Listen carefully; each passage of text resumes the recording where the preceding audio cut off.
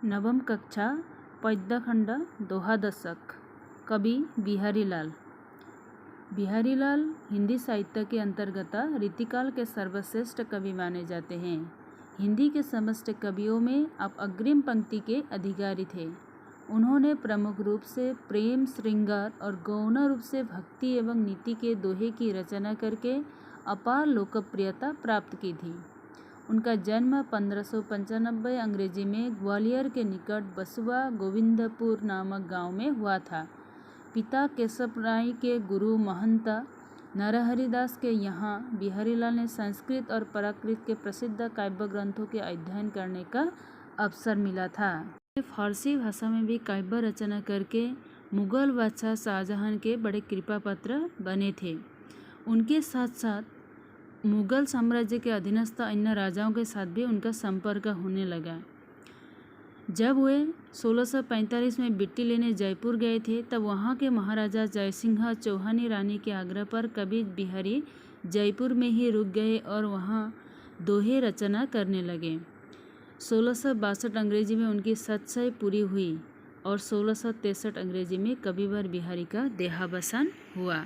कवि बिहारीलाल की ख्याति का आधार ग्रंथ एकमात्र सतसई है, जो बिहारी सतसई नाम से प्रसिद्ध है। इसमें लगभग 700 दोहा हैं। इसे श्रृंगार, भक्ति और नीति की त्रिवेणी भी कहा जाता है। इस ग्रंथ की लोकप्रियता के संदर्भ में यूरोपीय विद्वान डॉक्टर ग्रियर्सन ने कहा है कि यूरोप में इसके समकक्ष कोई भी रचना नहीं है। बिहारीलाल के दोहे सरस, सुमधुर और प्रौढ़ ब्रजभाषा में हैं, जो काव्य रसिकों पर गहरा प्रभाव छोड़ते हैं।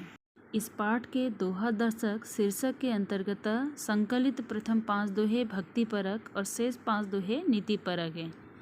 हम इस दोहे को भावार्थ के साथ जानेंगे। दोहा दशक कविता के पहला दोहा। शीश मुकुट कटी काचने कर मुरली उर्माल, यही बानक मोह मन बसो सदा बिहारीलाल। तो कवि बिहारी अपने इस दोहे में कहते हैं कि श्री कृष्ण के सिर पर मुकुट, कमर से घुटनों तक पहने हुए पीले रंग की धोती, हाथ में मुरली और गले में बक्छ तक पहने हुए माला का जो रूप है, वही रूप हमेशा उनके मन में बसते हैं। तो इस पंक्ति में कवि बिहारी ने भगवान श्री कृष्ण के मनोहरी छवि का वर्णन करते हुए उनके प्रति अपना प्रेम, अगाध श्रद्धा और परम भक्ति प्रकट की है। 2 नंबर दोहा। कौ करिक संग्रहो कौ लाख हजार, मोह संपत्ति जदुपति सदा विपत्ति विदारन हार।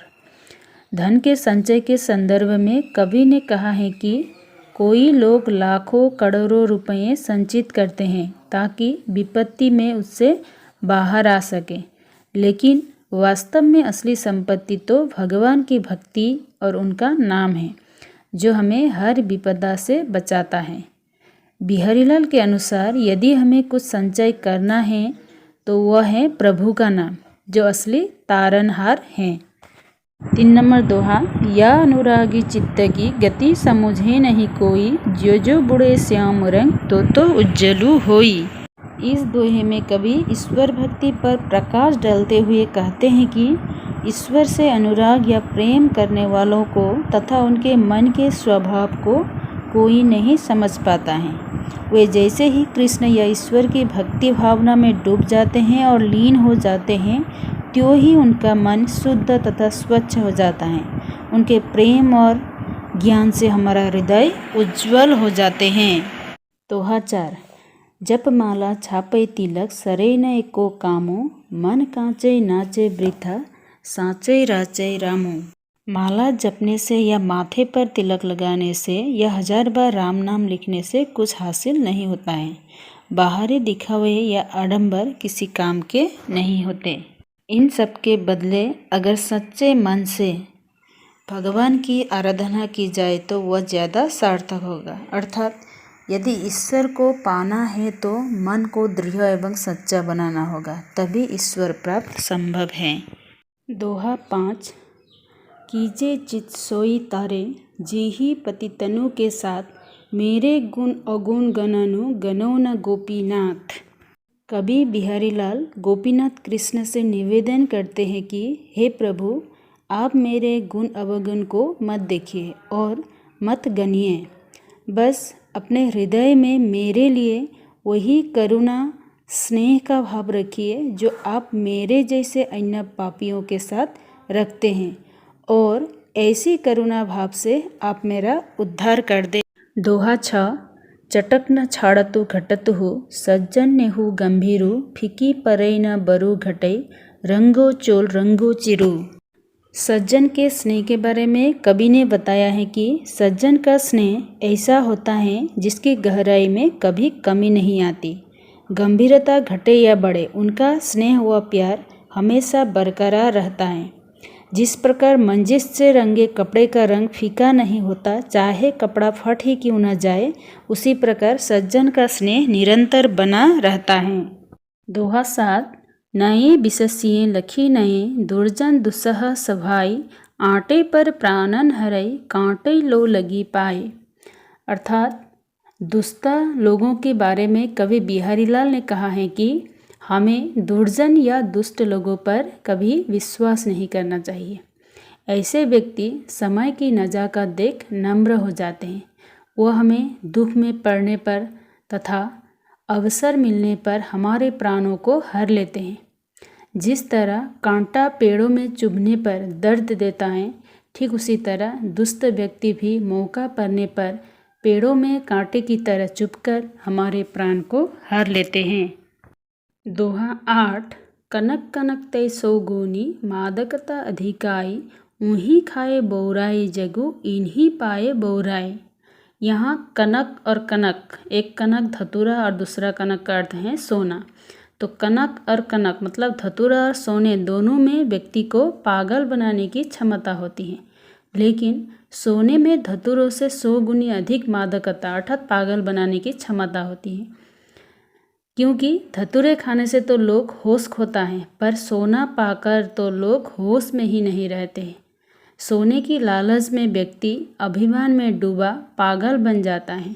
अर्थात मनुष्य के पास ज़्यादा धन दौलत हो जाते हैं तो वो अहंकार से भर जाता है। दोहा 9। मीत न नीत गलित हृय जो धरिये धन जोरी खाए खर्चई जो जुरई तो जोरिए करोरी।